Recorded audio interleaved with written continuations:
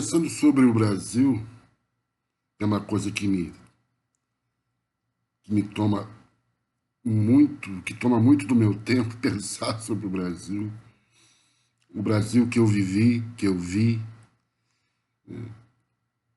e sobretudo o Brasil que eu não vivi e não verei.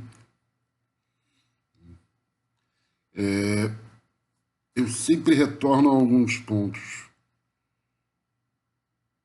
que são reincidentes na minha formulação de Brasil. E o momento traz, o Brasil de 2025, traz necessariamente no seu bojo o Brasil de 70 anos, 80 anos. Necessariamente.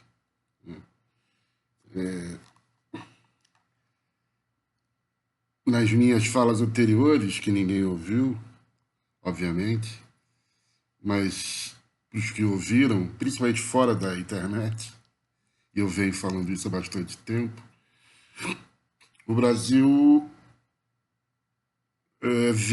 o Brasil da década de 50, desde 45, quando Getúlio foi deposto, já havia sido criado no país uma atmosfera de desejo popular. Certas noções que não existiam num país jovem e colônia, né, com um passado colonial de muita restrição, né, um país contido desde sempre, um país impedido de se desenvolver. A partir de 1930, sofreu um surto de nacionalidade fundante, e mesmo com a deposição do velhinho, não mais esqueceu as suas conquistas, e esse povo já tomado de uma consciência alargada começou em todas as partes do país a ele mesmo propor, a se juntar, né, a se juntar com demandas várias, né, e começar ele mesmo a formular as suas questões, né, e também com a participação da inteligência, da academia, da chamada academia, né, dos intelectuais. Então houve ali a junção de forças num crescente, envolvendo também a cultura, a arte, enfim, e governos com uma tendência compatível, né? Alguns equívocos no caminho, obviamente, mas a coisa parece que vinha num crescente que realmente nos levaria para outros caminhos, né?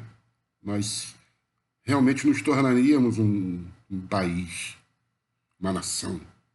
Inclusive, povo e nação são termos formulados ali, durante esse período, né? O nacional e o popular, né? A discussão girava muito em torno desses dois polos, né? Dessas duas ideias. Era necessário uma nação e era necessário um povo. Então, eu penso que esses termos ainda estão aqui, porque lá a reação venceu, né, justamente as forças que eram contrárias a esse tipo de desejo, né, forças negativas, elas venceram, efetivamente venceram, né? Elas venceram lógico, conformaram o país à sua imagem e semelhança. Então, o que era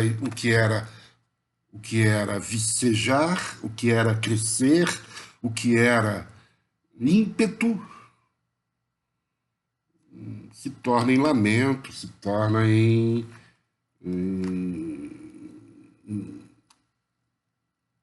impedimento novamente, se torna novamente em restrição, em fechamento, em contenção. O Glauber dizia que o golpe de 1964 nasceu na Guerra do Paraguai. Então, eu diria que nós estamos ainda hoje vivendo ecos desta paralisia, né? O que chamam redemocratização não deu conta minimamente de restaurar aquelas forças. Não conseguimos mais. Na história perde-se o passo. O Darcy fala isso.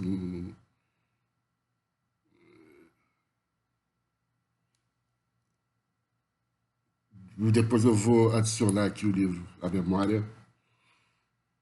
Mas ele quando trata dessa perspectiva do desenvolvimento no quadro global, ele, ele cita essa perda de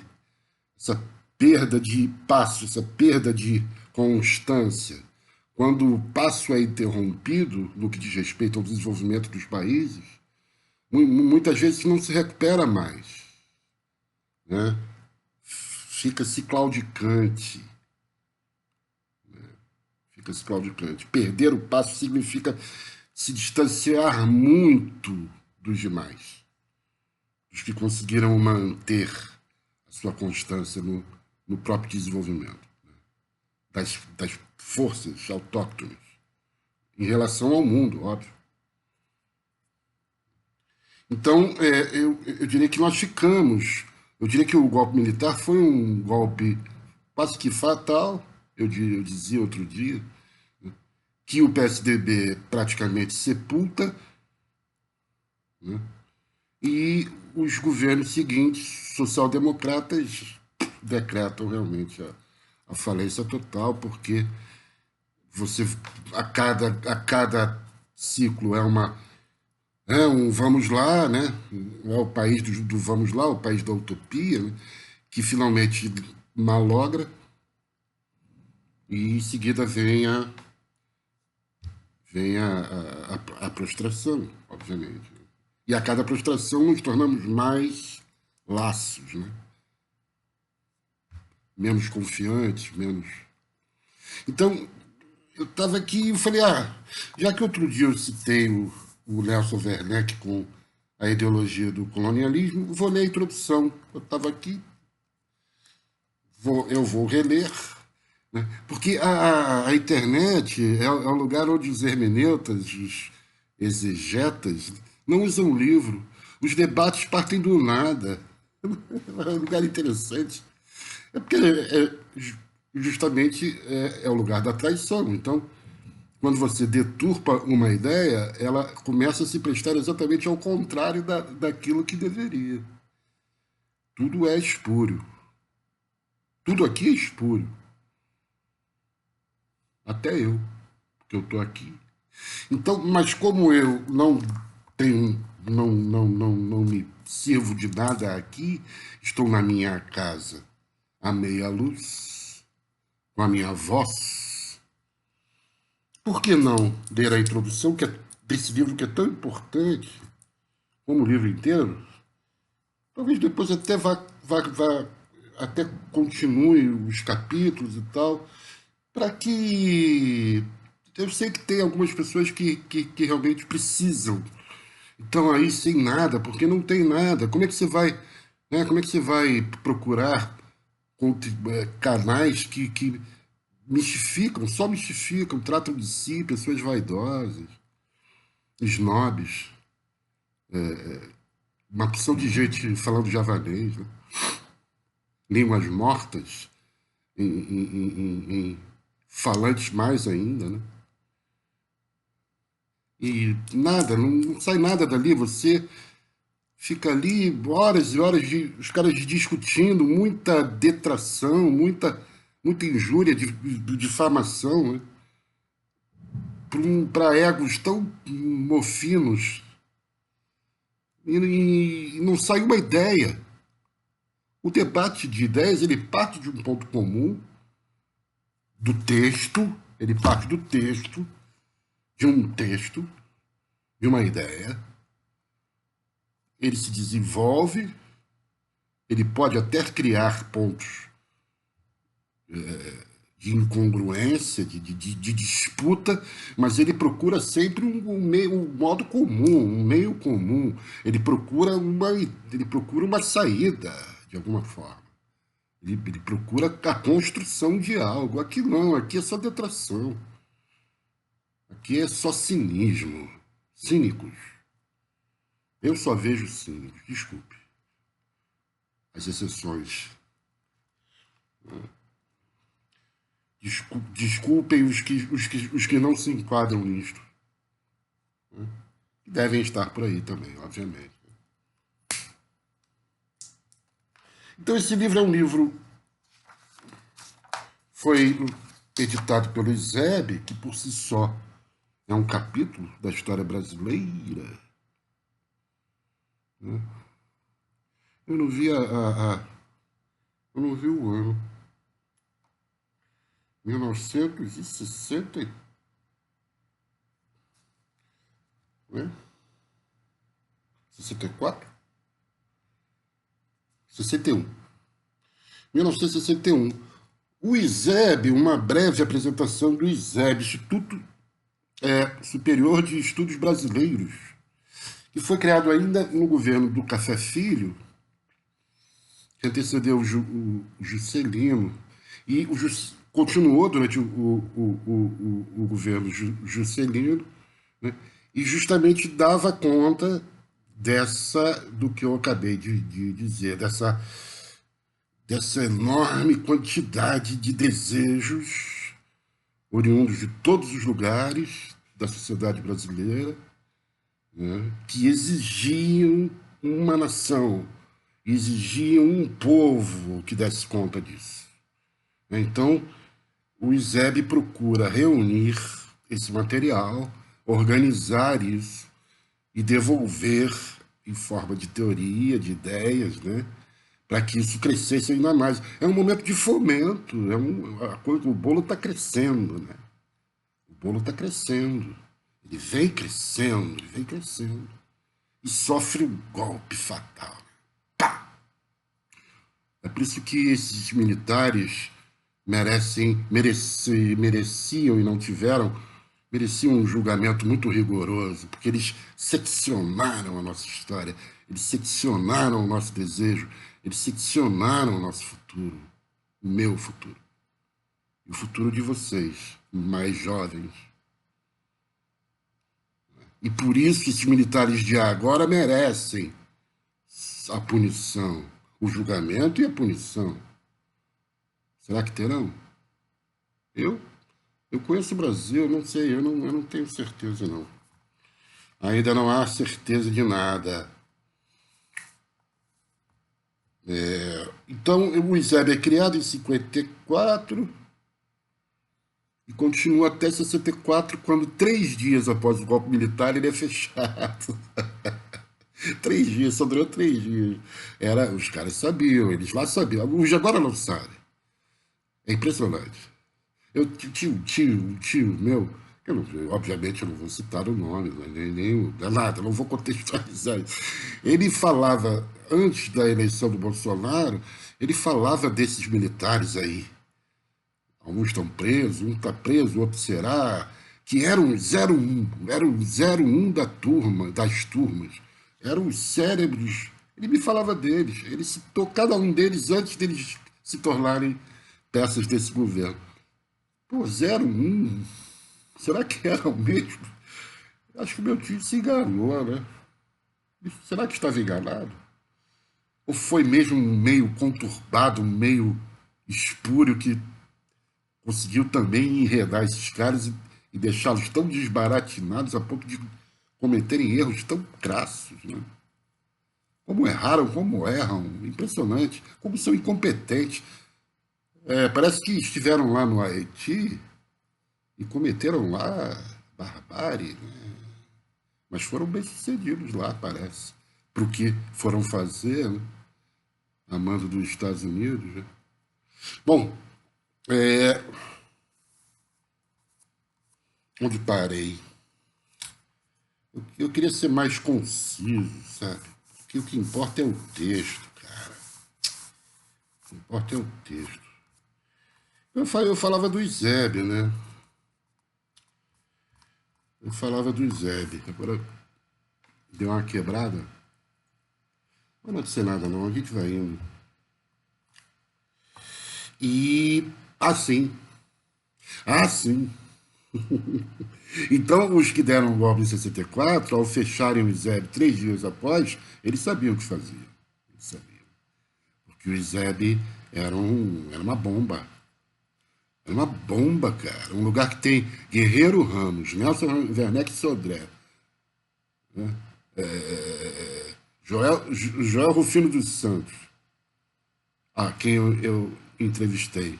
É Joel? Pô, agora porque a gente vai ficando velho, cara. Vocês perdoem, tá? Os lapsos.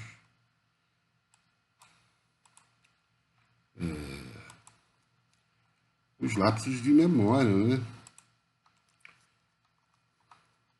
Os nomes, principalmente. Eu tinha uma ex-namorada que dizia que eu era personalista. Ela era brilhante e ela tinha razão, eu era personalista. Ou seja, eu sabia os nomes, né, das coisas, mas não tinha lastro, não tinha substância, não tinha massa. Eu não tinha massa. Mas com o tempo a gente vai melhorando, tentando realmente adquirir essa, essa, essa massa intelectual, né? E os nomes vão sumindo. Que bom. Somem os nomes, ficam os conceitos. É assim que deve ser.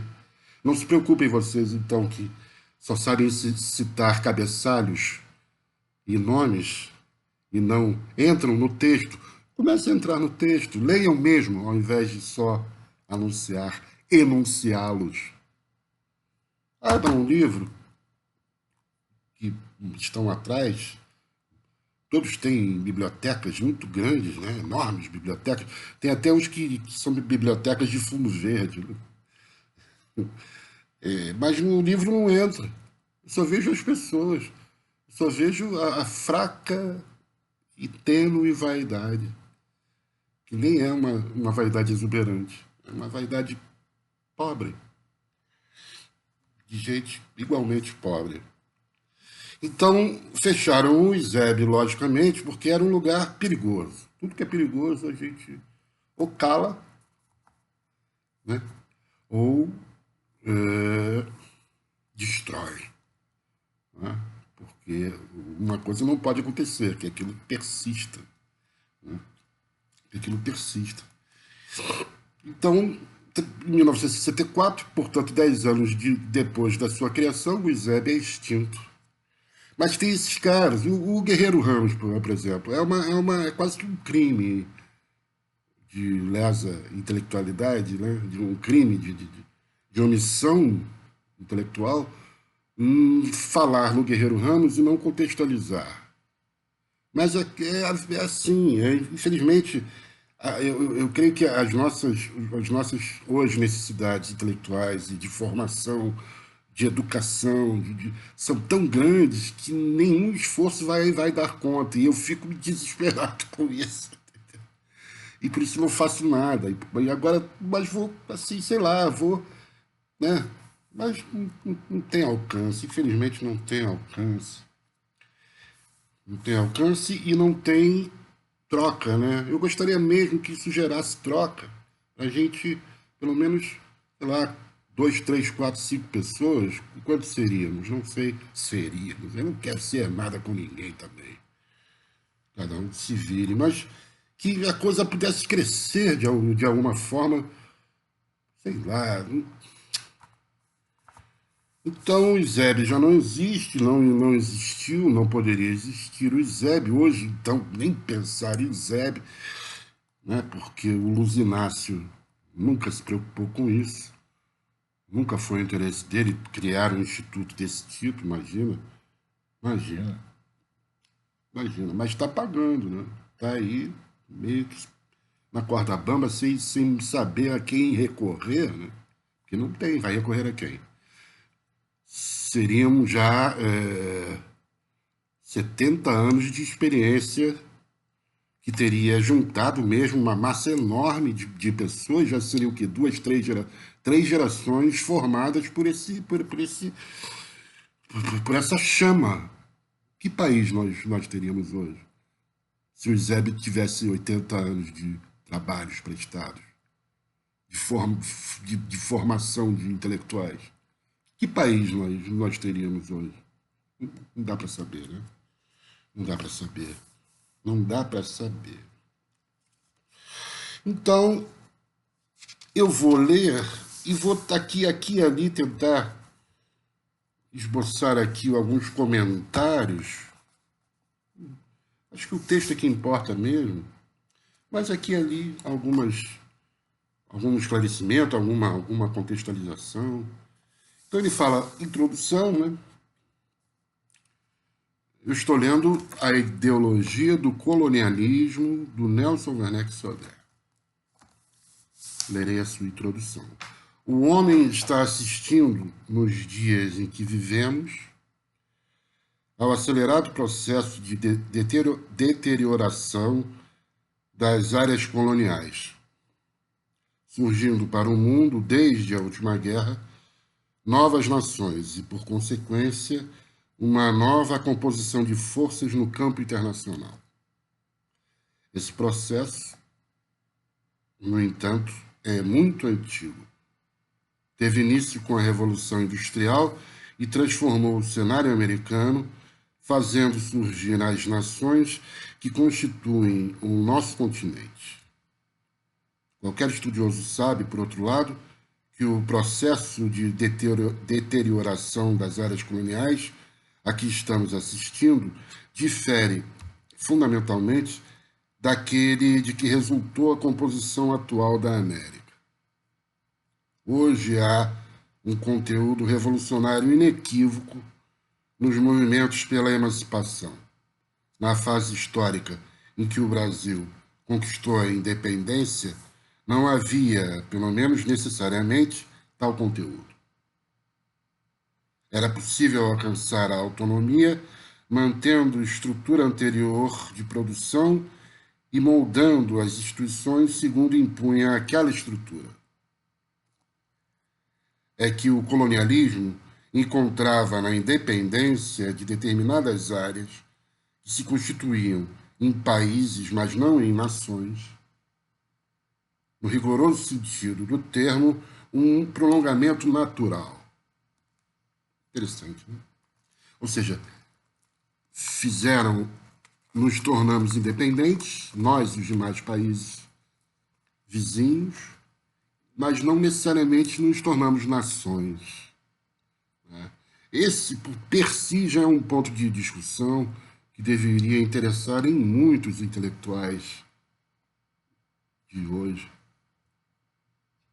que não estão interessados nessa categoria. Não estão interessados. Não estão. Consideram ponto passado, ponto ultrapassado, ISEB para eles é passado, é museu, é ponto ultrapassado. Não se interessam pelo estudo dos problemas brasileiros. Não se interessam. Eu não conheço no YouTube um canal dedicado ao estudo dos problemas brasileiros. Eu não conheço. Então, desde o momento em que nos tornamos independentes, mas não conseguimos reunir as forças autóctones que nos tornassem desenvolvidos, que nos desenvolvessem, que nos lançassem para o futuro e garantissem a nossa presença nele, de pouco adiantou, não é? De pouco adiantou.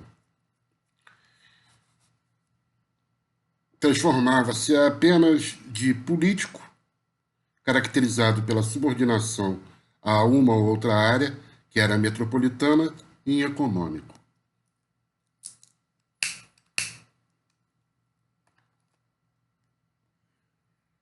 Deixava de existir metrópole, na significação tradicional, e deixava a nação ou as nações que passavam a funcionar como metrópoles, de sujeitar-se ao ônus do domínio. As áreas coloniais, agora configuradas como autônomas, tinham liberdade formal no campo administrativo, podiam gerir o território.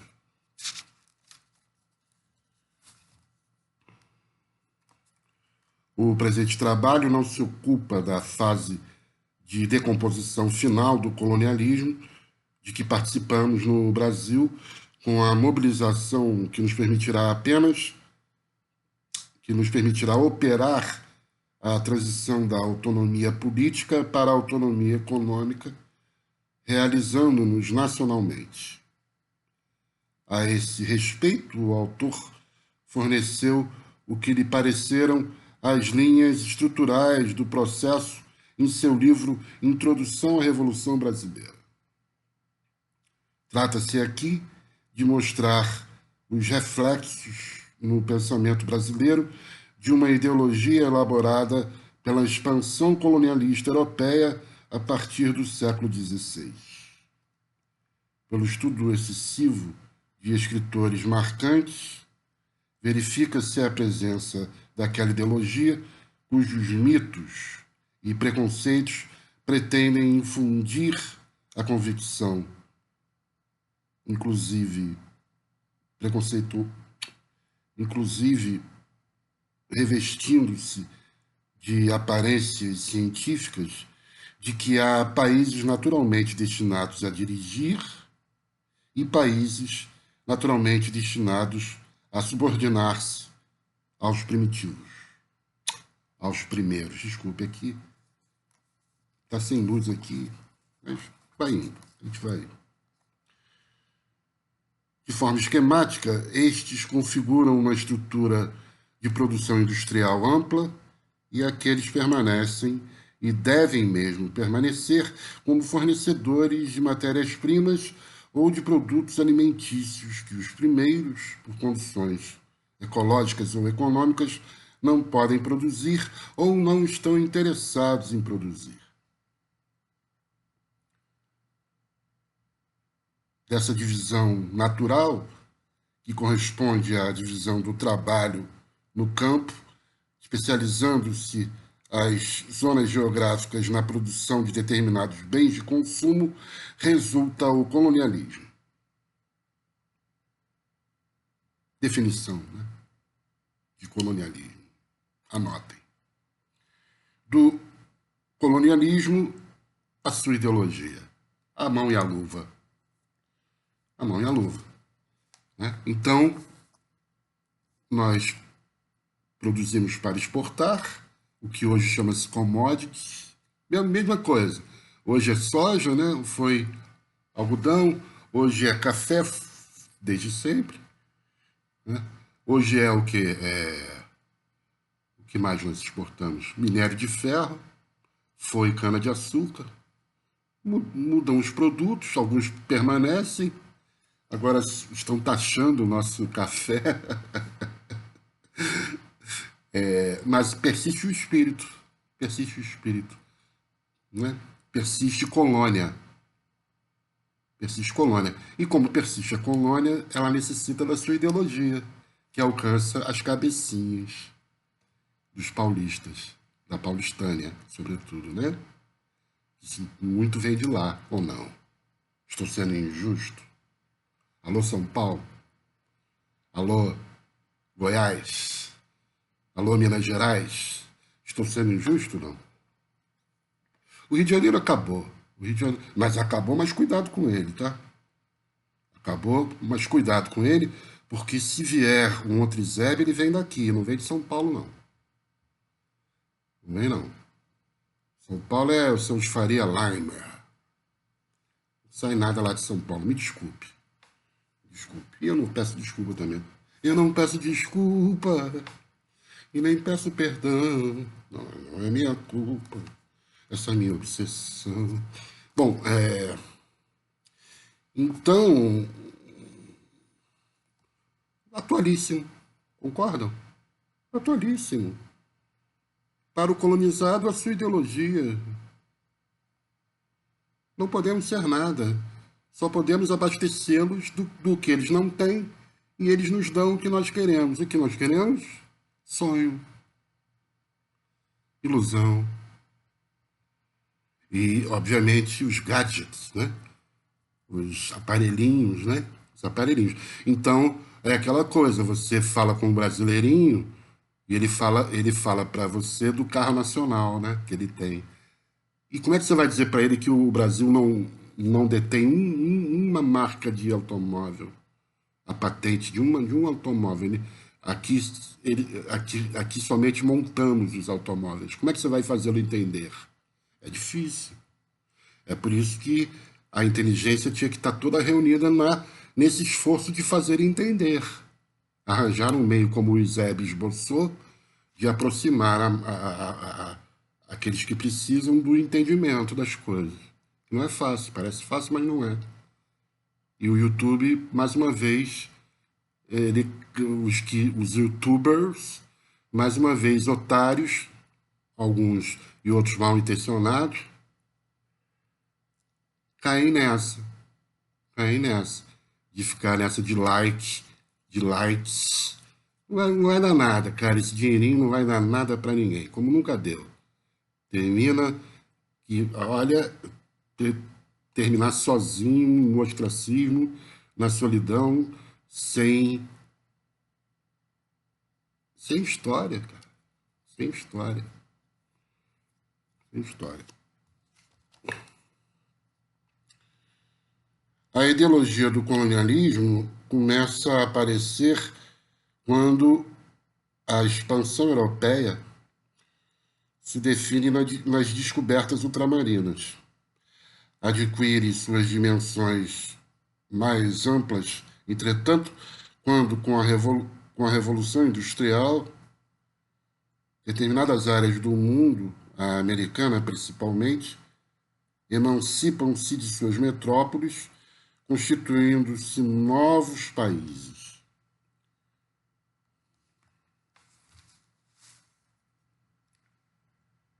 Mantida a estrutura colonial de produção, tais países deixam de gravitarem em torno de suas metrópoles antigas para gravitarem em torno de outras,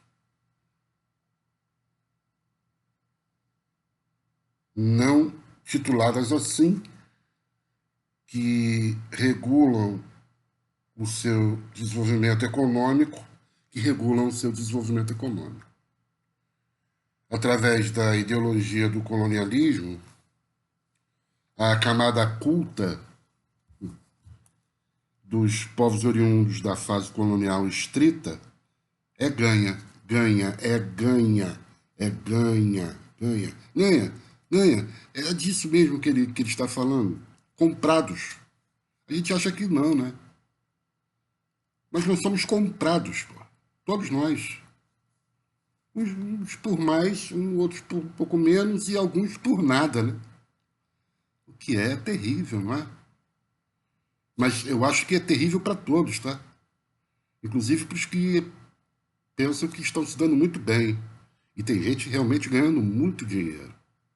Para isso, para fazer esse papel, o papel que ele vai nos apresentar, eu estou antecipando, que é o papel da ideologia, dos que diariamente, eu posso parar, eu paro isso aqui agora, do jeito que está, se eu quiser. Ainda não editei, eu estou gravando esse vídeo, ninguém saberia, nem eu, Assim como depois de publicado, também não saberão, mas não importa. Eu posso parar aqui agora, acabo de encerrar o meu canal do YouTube agora. Não vai fazer diferença para ninguém. Eu sei. Eu sei. Eles não podem. Eles não podem. Eles 24 horas, 7 dias por semana defendendo a ideologia para o qual foram pagos para fazer a defesa, diuturnamente. E não há problema disso. O problema é que se apresentam como intelectuais, como liberais. Esse é o problema. Esse é o problema. Você receber para algo, nesse contexto aí, faz parte, né? Onde tudo está à venda, todos estão à venda, tudo certo. Agora, o problema é se apresentar como desinteressado, como figura no debate público. Tá cheio aí, tá cheio aí. Mirana. Então,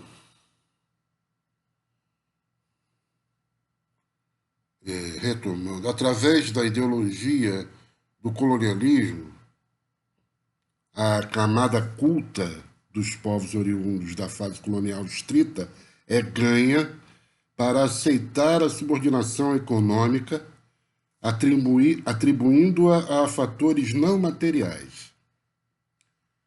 Superioridade de raça, superioridade de clima, superioridade de situação geográfica que predestinam as novas metrópoles.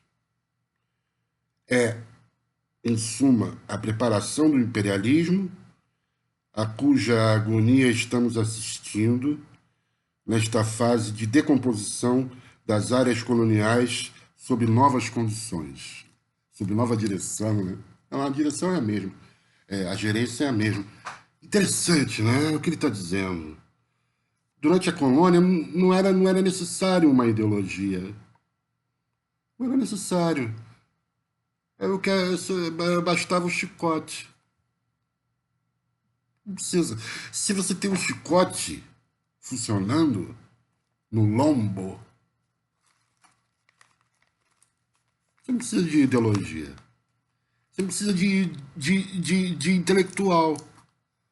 Como foi durante 4 séculos. Não tinha ideologia, portanto não tinha intelectual. Não tinha.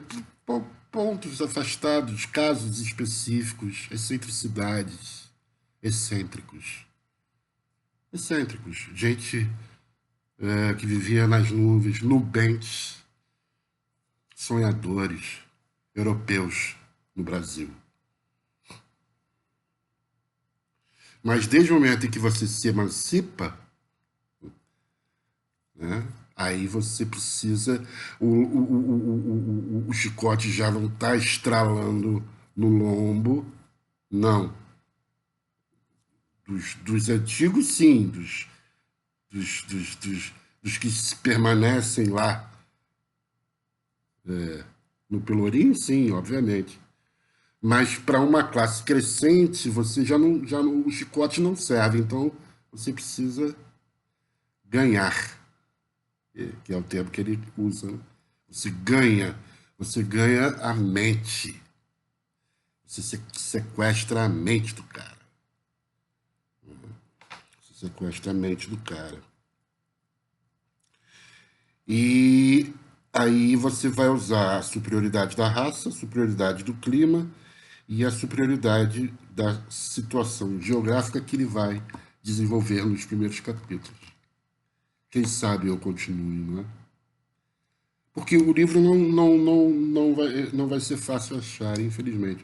Talvez na estante virtual, porque, como eu disse, a editora foi exterminada, né? 3 dias depois do golpe de 64. Eles primeiro lançaram a lista lá dos presos, né? Dos primeiros presos, que era o Brizola, era o segundo, era o Darcy Brizola, era o Arraes, né? O Arraes era o primeiro, parece.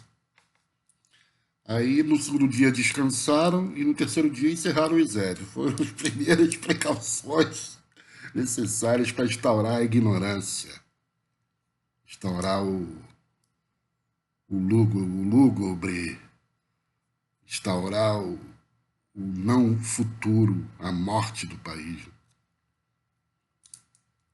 Não foram responsabilizados, né? Passou batido. Anistia. Eles querem anistia de novo. Será que vai colar anistia de novo? Vai. Vai. Eu não duvido, não. Eu não duvido, não. A transplantação cultural, isto é, a imitação, a cópia, a adoção servil de modelos externos no campo político, como no campo artístico, deriva de tudo isso. É a forma como penetra a ideologia do colonialismo.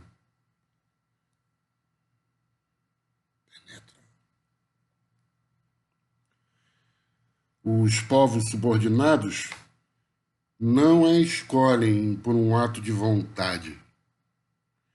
São naturalmente conduzidos a recebê-la porque, ao mesmo tempo que justifica a supremacia de nações colonizadoras, justifica internamente a supremacia da classe ou das classes que se beneficiam da subordinação, associando-se às forças econômicas externas que a impõem. O pacto. Né? Os daqui com os de lá se juntam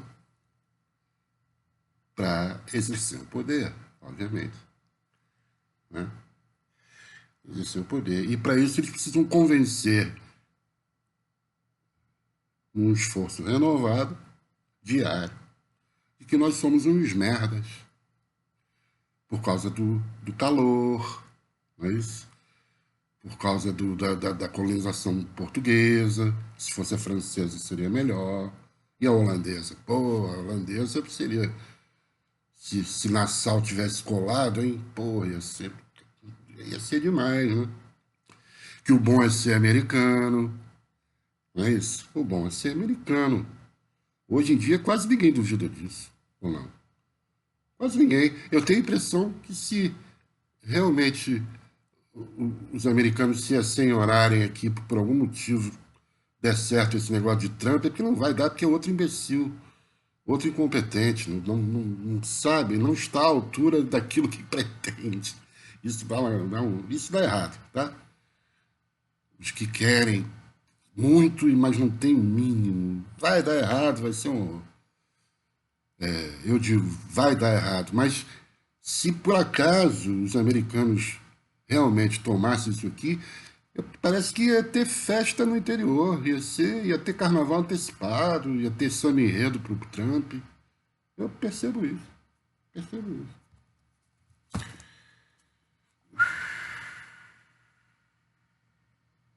Um povo começa a ter o direito de repudiar a ideologia do colonialismo quando, em consequência de transformações estruturais no campo da produção interna, a sua sociedade não define como predominante ou absoluta em seu domínio a classe interessada na subordinação econômica, quando as forças econômicas internas passam a exigir um lugar ao sol, passam a disputar uma posição.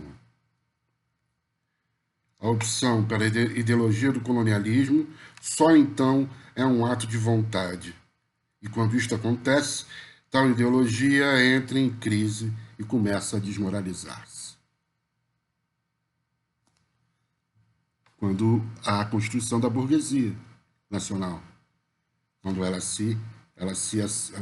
surge, ela toma o seu lugar, né? Coisa que não havia no quadro anterior. Né? No quadro anterior, onde a ideologia simplesmente se impunha, né? Contra a vontade. Se impunha de maneira natural. A partir de um momento ela deixa de ser natural quando passa a ser defendida internamente, deliberadamente, que é o nosso quadro atual. Não é? É. Procuramos, pela escolha das figuras e das obras estudadas, mostrar o processo de desenvolvimento da ideologia do colonialismo, no caso brasileiro, e não foi por coincidência que enfileiramos um economista da fase final do processo de autonomia política, Azeredo Coutinho, um romancista do início da segunda metade do século XIX, José de Alencar, um crítico do fim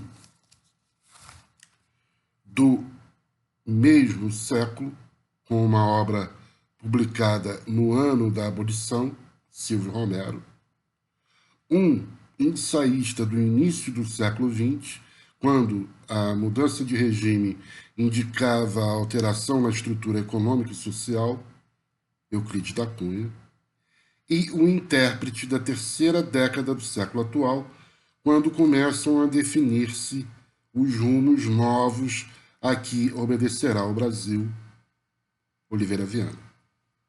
São os 5 intérpretes que serão estudados pelo Nelson no seu livro.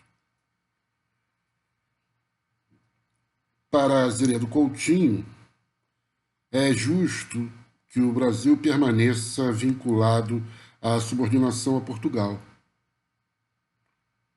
embora veja com clareza o sistema extorsivo da taxação e o ônus em que importava a posição intermediária que a metrópole mantinha nos negócios.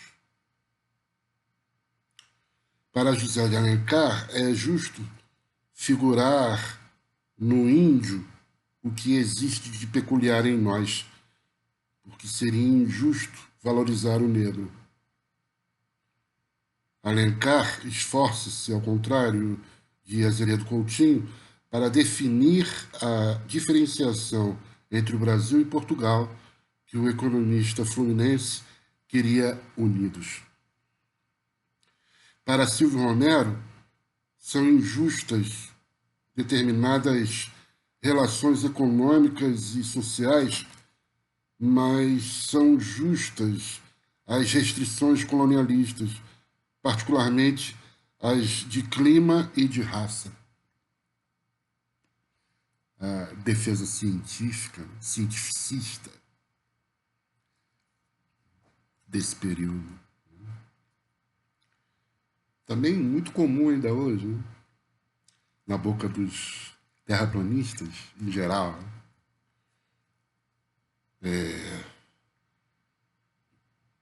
Escreve nos fins do século XIX e as dúvidas a respeito da ideologia do colonialismo começam a surgir. Daí as suas intuições. Em Euclides da Cunha, que sente e compreende o drama do sertanejo, verificando a injustiça do tratamento brutal que recebem as suas mazelas, embora não entenda plenamente a causa delas, está presente a essência da ideologia do colonialismo, particularmente quanto ao problema da raça. E Oliveira Viana, por último, tipifica não apenas o que aquela ideologia tem de mais vulgar, mas e principalmente o cipoal de falsidade de que precisa lançar mão para manter-se já em sua fase de agonia. Ou seja, ele vai da ideologia mais tênue, ainda, digamos, inocente, da parte dos que a propugnavam, quase que natural, como uma extensão da vida daqueles, até a fase mais aguda, que segundo ele é a fase de agonia, que talvez dure já 80 anos, desde que esse livro foi escrito.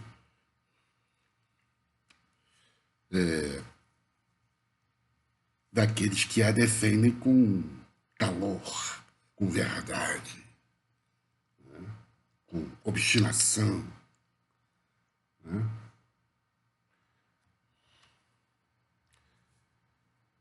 É preciso, por tudo isso, ser tolerante para com a Zélia do Coutinho, compreender a circunstância em que trabalhou Silvio Romero e aquela em que Euclides da Cunha alternou intuições com incompreensões, como é razoável situar a obra indianista de José de Alencar dentro das características de uma época escravocrata. Para com Oliveira Viana, entretanto, não é preciso tolerância alguma. O seu tempo lhe permitiu situar e compreender melhor os problemas. Ele realizou uma opção deliberada. Duro. Duro ler isso. Não é fácil ler. Não é fácil ler, não é fácil dizer, não é fácil pensar agora que eu faço tudo isso ao mesmo tempo. Ainda me comunico, né? Ainda transmito. Pensemos. Uma pausa para um cigarro e uma água.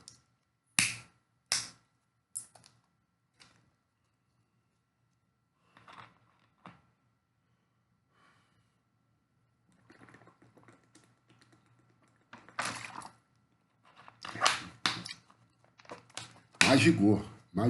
É isso que ele está dizendo. Mais rigor com essa gente. Não merece beneplácito, não merece a nossa simpatia. Os que são contra nós. Mas aí é aquela história, quem somos nós, a partir do quê, de quais categorias, né? E aí tem que ler o Nelson Rex Sodré, toda a obra, para chegar a algum tipo de concepção disso e poder dizer: nós não podemos ter nenhum tipo de simpatia por esta gente, muito pelo contrário, devemos combatê-los duramente, devemos nos afastar deles, eles precisam ser segregados do nosso meio, porque são contra nós. São contra nós. Eu ouso dizer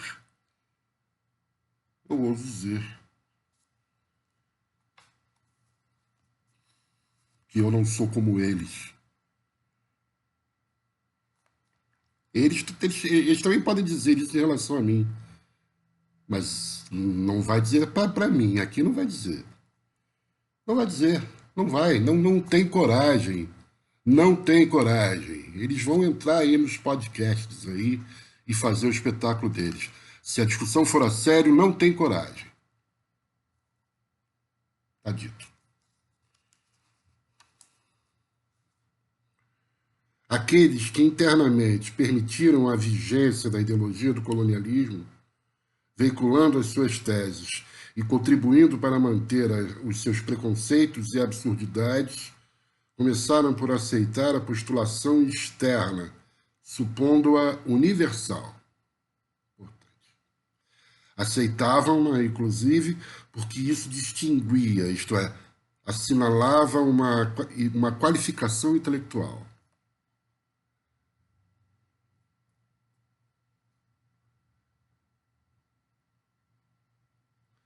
Daí a tendência que logo se generalizou a copiar os modelos externos em literatura, em política, em economia.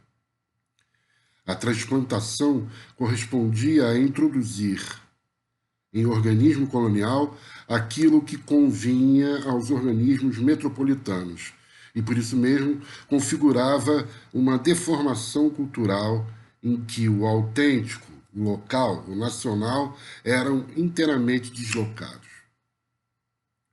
E isso aconteceu precisamente porque a classe dominante na área colonial era mandatária da classe dominante no exterior. nas áreas economicamente metropolitanas. Não foi por acaso que a nobreza de títulos passou a ser substituída entre nós por outra espécie de nobreza, a do diploma, a do anel de grau. Anel de grau. Formar-se, ostentar um diploma, era distinguir-se. Escrever, dar-se as letras, era outra forma de qualificar-se o indivíduo. Disso resultou o timbre aristocrático que o talento ainda conserva no Brasil e que é um traço do colonialismo. Entre nós, a cultura sempre foi um ornamento. E continua a ser. O YouTube está cheio disso aí. Inclusive alguns exemplos que nos enganam. Quando a gente acha que encontrou alguma coisa interessante vindo do povo, vindo de baixo, né? Que seria um caso atípico e realmente interessante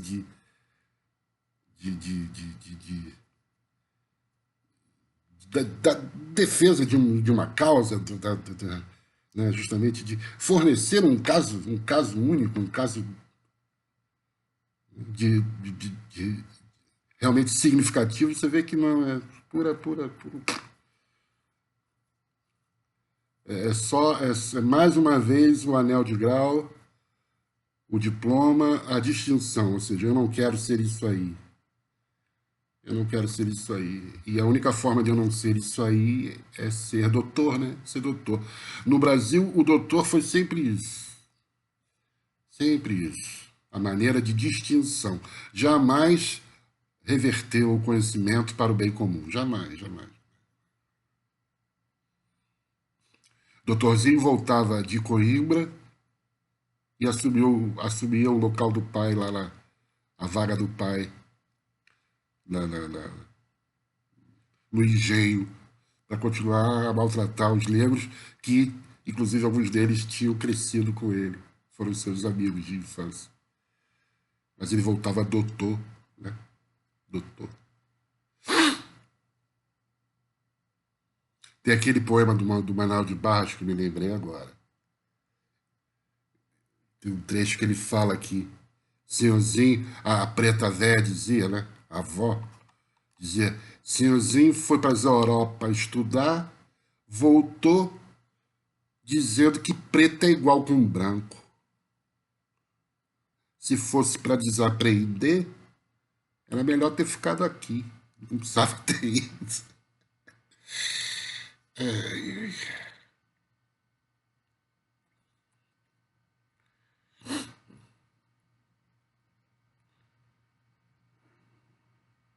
A análise da ideologia do colonialismo, que teve tão poderosa capacidade de infiltrar-se, que se apresenta nos autores mais destacados do nosso passado, termina com Oliveira Viana, que a levou a marcantes extremos. Foi propositadamente deixada de parte a fase atual, quando o imperialismo se apresenta com formulações já diversas, perfeita e nitidamente encadeadas com as anteriores, entretanto. Hoje, já é difícil difundir teorias de superioridade de raça, de clima e de posição geográfica. A resistência que elas encontram crescem de tal maneira que já perderam a efetividade, deixaram de ser úteis aos fins a que se destinavam. Formou-se imperioso substituí-las por outras, particularmente no campo econômico.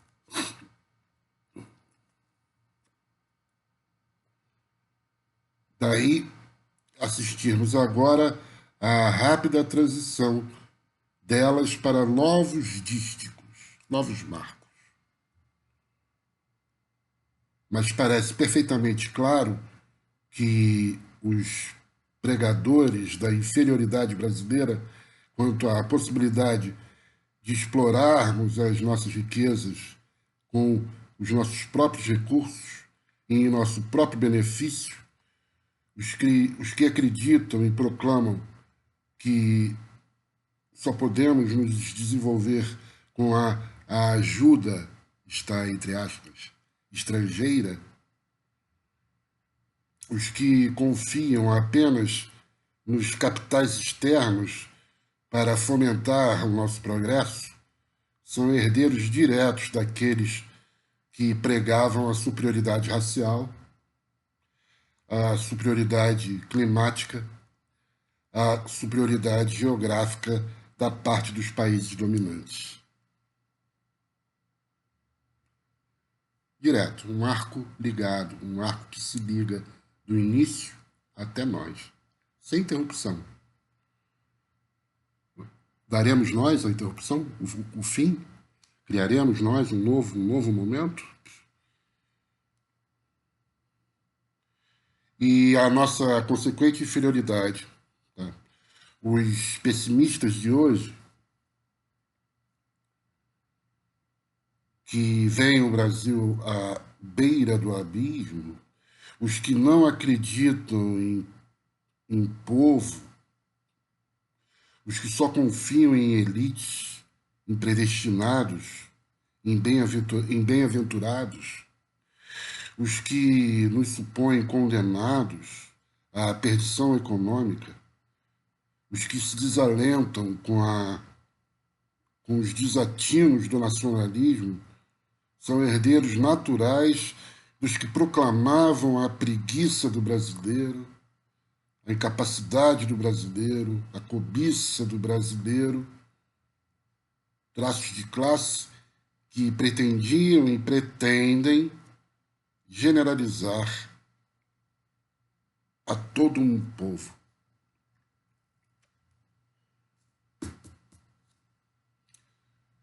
Este livro é um retrato de mazelas, portanto, destinado a mostrar que, muito ao contrário do que supunham alguns dos nossos antigos homens de pensamento, o Brasil podia progredir e tornar-se uma grande nação.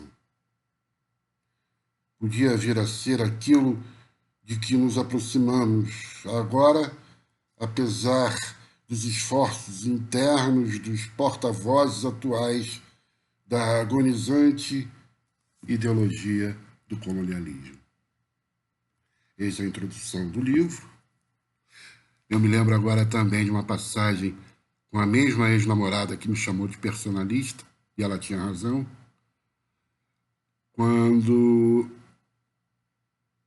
lá por 2008, 2009, eu me interessava por Euclides da Cunha, pelo Brasil, pela terra, pelo povo, pelo clima, tentando entender o que era isso aqui, e ela estava ligadaça no pós-modernismo, na pós-modernidade da USP, de Roberto Schwarz, e falava em desterritorialização, em implosão das fronteiras, das barreiras, da língua, do idioma, da nacionalidade, de como tudo isso terminaria para, enfim.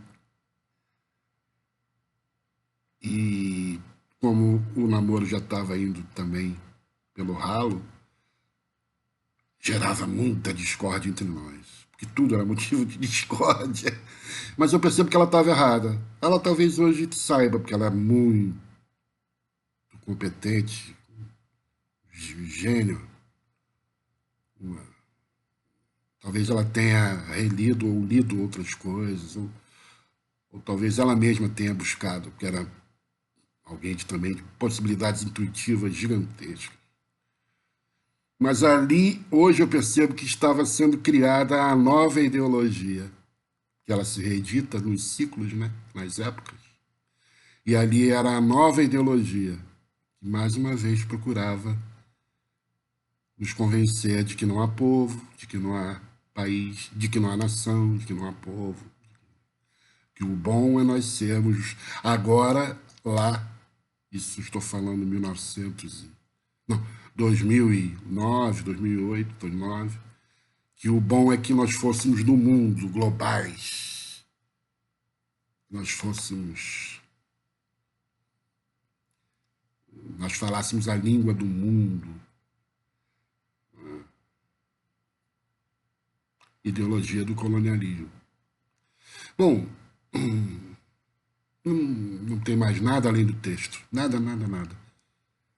Os que aqui estão no YouTube, o que eles têm a dizer fica depois do texto. O texto é pequenininho e depois eles falam muita coisa. Eu não tenho mais nada a dizer. Eu espero que os que vejam isso aqui formulem alguma coisa de interessante e se realmente for, por que não?